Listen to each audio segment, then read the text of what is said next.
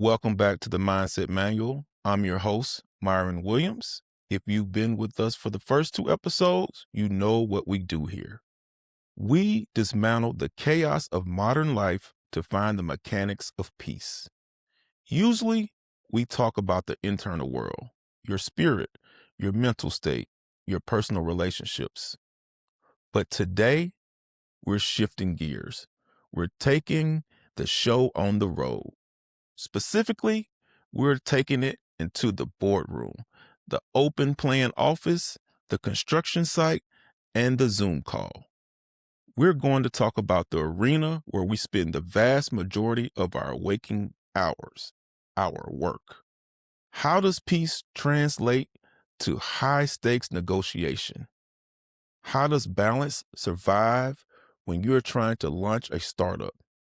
How do you maintain mindfulness when your Q3 projections are down and your investors are screaming? In the business world, we're obsessed with the hard skills. We obsess over the coding languages, the marketing funnels, the financial modeling, the supply chain logistics. We look at resumes and check for certifications. And don't get me wrong, you need those. You cannot build a skyscraper without steel and concrete. But what's the mortar? What's the glue? What's the invincible force that keeps the engine running when the oil pressure drops and the heat gauges are in red?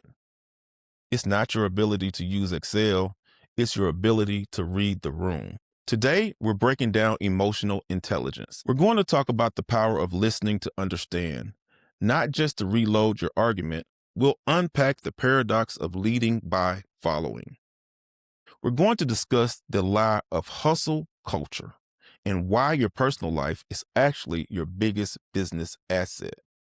And finally, we'll cover how to control your emotions when the stakes are highest.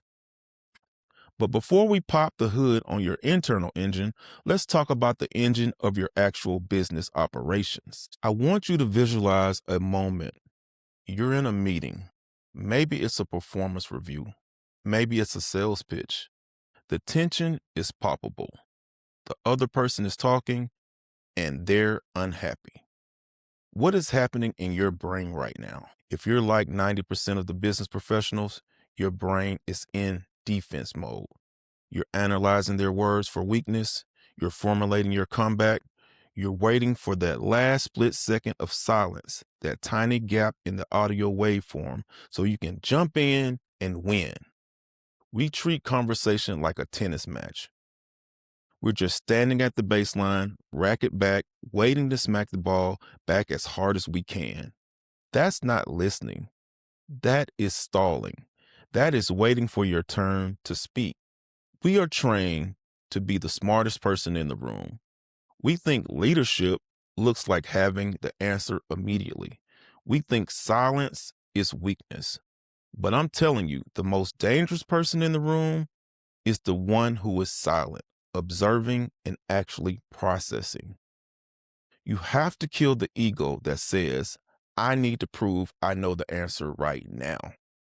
When someone is speaking, whether it's a customer with a complaint or a partner with a new idea, you need to listen to the intent behind the words. Let's look at a real world example. A client calls you up angry. They're yelling about a 5% increase on their contract. They're saying, this is unacceptable. Your service isn't worth this. I can go to your competitor. If you listen to reply, you're going to argue the value. You're going to pull out a spreadsheet showing inflation prices. You're going to get defensive and you might win the argument, but you lose the client. But if you listen to understand, you might hear something else. You may ask yourself, what are they actually afraid of? Maybe the client just had their budget slashed by their CFO. Maybe they're terrified of looking incompetent to their boss because costs are spiraling. They aren't mad at you. They're scared of themselves. If you understand that fear, the conversation changes. You stop arguing the price and start solving their problem. You say, I hear that the budget is tight. Let's look at the payment terms. Let's look at how we can help you justify this ROI to your board. Suddenly, you aren't the enemy, you're the ally. If you listen to understand, you build trust instantly. People know when they're being heard. It's a physical sensation. And in business, trust is the currency that matters the most. This leads us directly into the second pillar. And this one makes the alpha types uncomfortable. It's compassion. Compassion. Now, I know what some of the sharks out there are thinking. Compassion? Myron, this is business. It's a dog eat dog world. Compassion is soft. Compassion is weak. Let me correct you. Compassion is strategic. Compassion doesn't mean you let people walk all over you. It doesn't mean you keep employees that are incompetent. It doesn't mean you give away your product for free. Business is still a meritocracy. The numbers have to add up. But compassion means you understand the human element behind the performance. Picture this. You have a top performer. Let's call him James. James is a rock star. Always on time, always hits his quota, closes the biggest deals. But suddenly, over 2 weeks, James falls off the cliff. He's missing deadlines. He's irritable in meetings. His paperwork is sloppy. A leader with low emotional intelligence, the boss mindset, reacts with force. They pull James into the office and say, "Get it together or you're done. I don't pay you to go slack off." They manage by fear. What happens? James, who is already struggling, disengages. He starts looking for another job. You lose your top performer. A leader with high emotional intelligence notices the pattern and asks a different question. They ask, "James, this isn't like you. What's going on?" Maybe James is sick. Maybe James has a sick parent he's caring for. Maybe he's going through a messy divorce. Maybe he's just burnt out because he's carrying the team for 6 months. If you show compassion in that moment, if you act like a human being first and a boss second, you create something money cannot buy: loyalty. If you say, "Take Friday off, handle your business, we got you," James comes back on Monday ready to run through a brick wall for you. I've seen massive deals saved because of, instead of getting angry at a vendor for a shipping delay, the business owner showed compassion to the vendor's situation. Then that vendor worked twice as hard, overtime, for free, just to make it right. Compassion is not weakness. It is a competitive advantage. It lowers turnover, it increases effort, and it builds a culture that people actually want to work in. Let's move on to something a bit more complex. This is a concept that trips up a lot of young entrepreneurs and newly promoted managers. The paradox of leading by following. There's a Hollywood misconception. We see it in the movies like The Wolf of Wall Street or Glengarry Glen Ross, that the leader must always be at the front. The leader holds the flag. The leader barks the orders. The leader knows every single detail of every single job. That is a fast track to mediocrity. Best leaders, the ones who build empires, not just small businesses, know when to follow. Think about a championship basketball team. The coach is the leader, right? They set the strategy, manage the roster, handle the media. But during the game, with 30 seconds on the clock, who is leading the play? The point guard. A coach knows when to sit down, shut up, and let the point guard run the floor. If the coach tries to micromanage every dribble from the sideline, the team loses flow. The team loses confidence. In business, this translates to hiring people who are smarter than you in their specific field and then getting out of their way. If you hire a marketing expert who has spent 10 years mastering SEO and brand voice, why are you telling them how to write the copy? If you hire a senior developer, why are you hovering over their shoulder telling them how to code?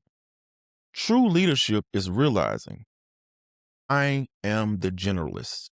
You are the specialist. You lead the vision, but you follow their expertise. It takes incredible emotional intelligence to suppress your ego and say, I don't know. You tell me. It also means practicing servant leadership. Sometimes leading means getting in the trenches. It means asking your team, how can I help you remove this roadblock?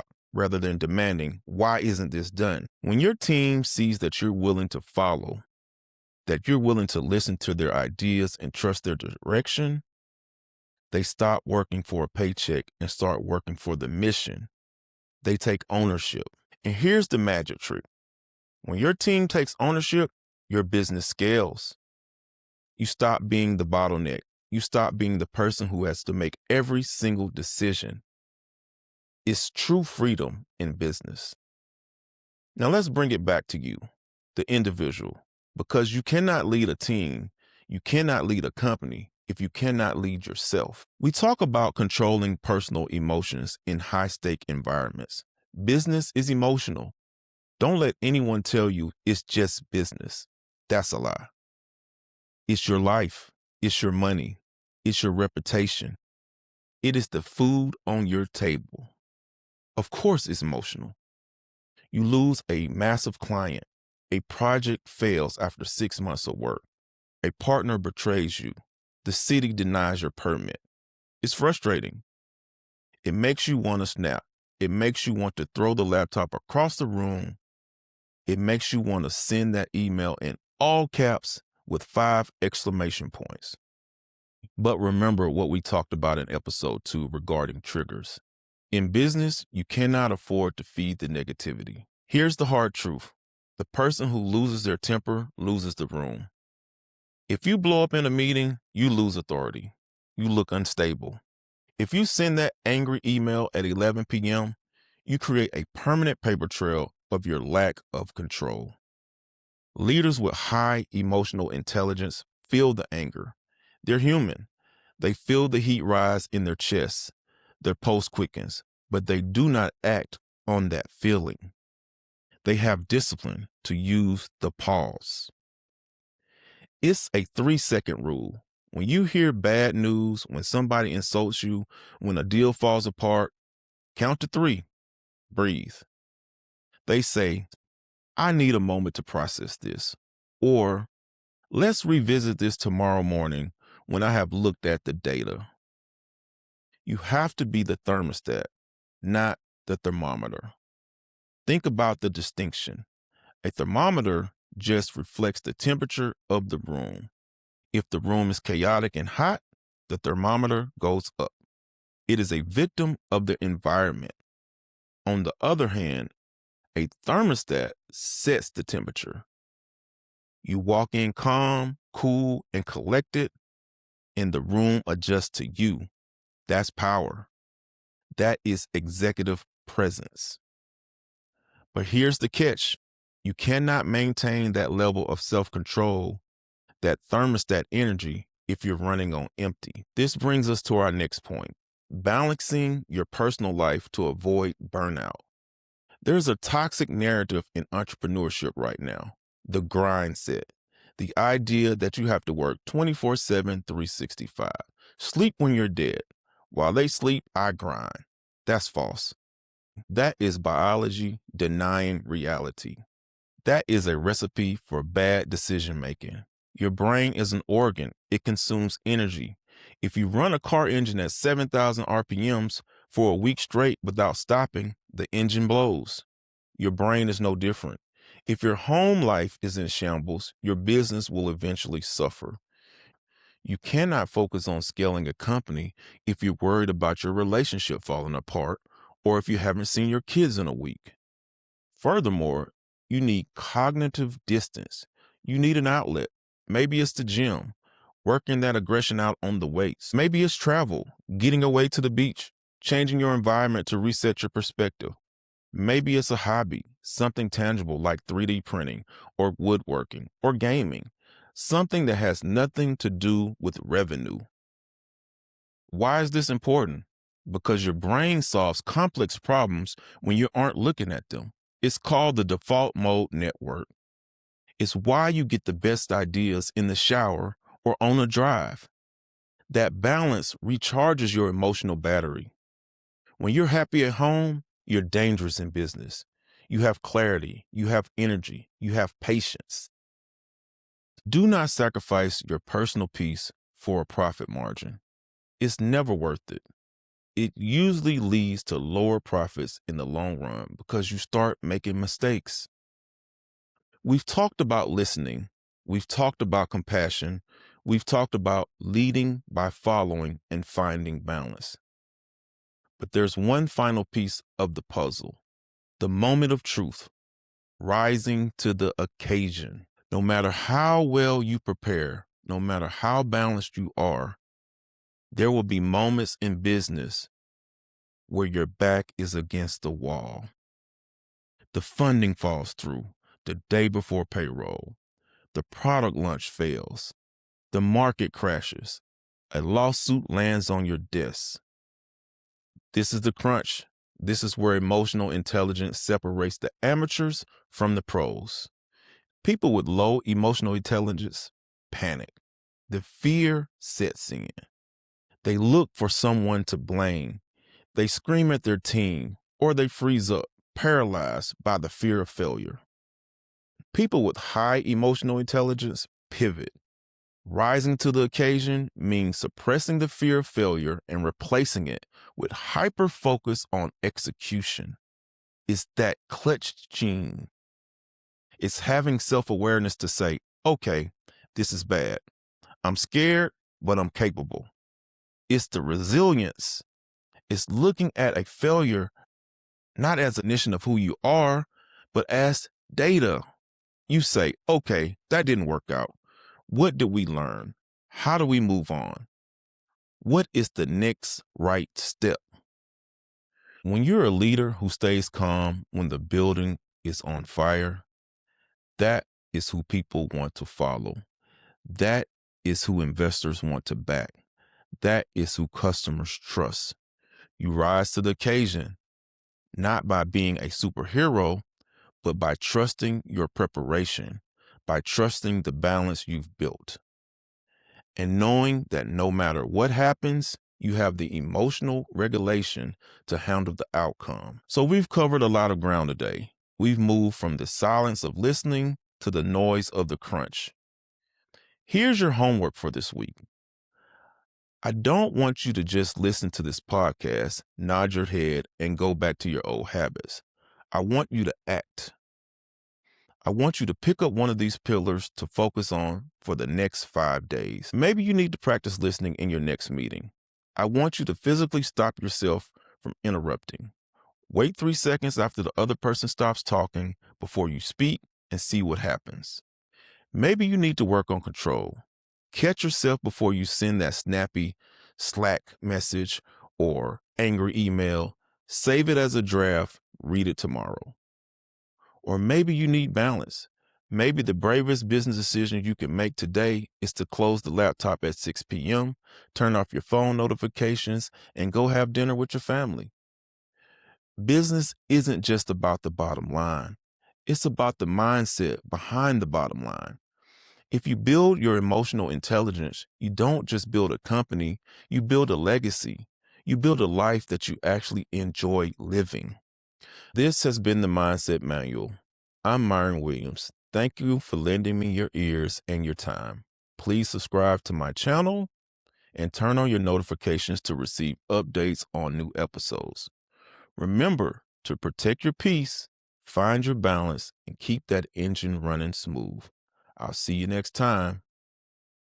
The Mindset Manual with Myron Williams.